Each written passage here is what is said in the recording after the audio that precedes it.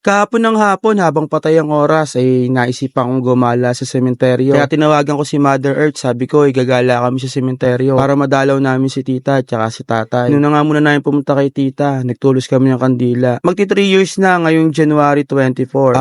Ang birthday niya ay nung December 15. Ang bilis ng panahon, parang kailan lang si tita buhay pa, pero ngayon ay 3 taon na. Pagkalipas ng 5 taon ay ililipat na namin siya dito kay tatay. Dito na kami ngayon kay tatay, bali bumili ako ng mga tinapay. Kung ano-anong tinapay binili ko sa may bakery. Saka may baon akong tubig. Si Mother Earth ay walang baon tubig. Sabi niya magdadamo daw siya. Nagdamo siya habang nagkukwentuhan kami. Kami lang dalawa dito ni Mother Earth. Then kumakain ako ng tinapay tsaka uminom ng tubig. Naalala nga namin yung madaming nakalista rito. Mga pangalan. Kasi may nagtanong sa akin kung lahat daw ba ng mga pangalan na yan ay nandyan sa may pinaka-altar. Sabi ko wala. Mga pangalan na yan ay pangalan ng mga kapatid ko. Actually sa mga hindi nakakaalam, marami kayong magkakapatid. Makwento ko nga pala yung aso nito. Bali tinawag ko lang siya.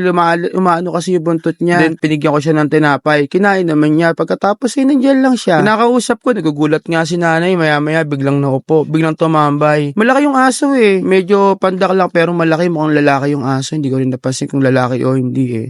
Tapos kwentuhan kami nanay. Maya-maya umalis yung aso. Tinawag ko, bumalik ulit. Nakakatuwa lang. Parang gusto niya magpaampon sa akin no. Parang gusto niya sumama sa pusa ko. Kay Mingming. Ano kaya papangalan ko dito kung sasama siya sa akin?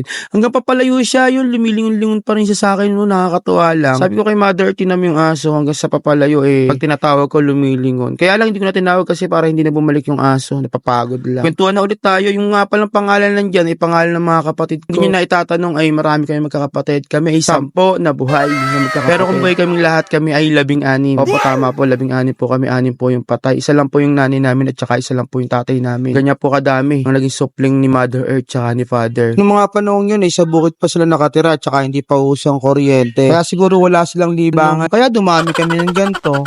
Pero isang nanay lang yan, tsaka isang tatay no. Pambihira. O siya, madami na akong kwento. Baka magalit ng nanay ko. Baka sabihin, kinuwento ko ng kwento ng pamilya namin. So maya-maya lamang ay nag-aya na si Mother na umuwi kasi medyo papahapon na. So yun lang po mga kasarap. Maraming salamat. Bye-bye.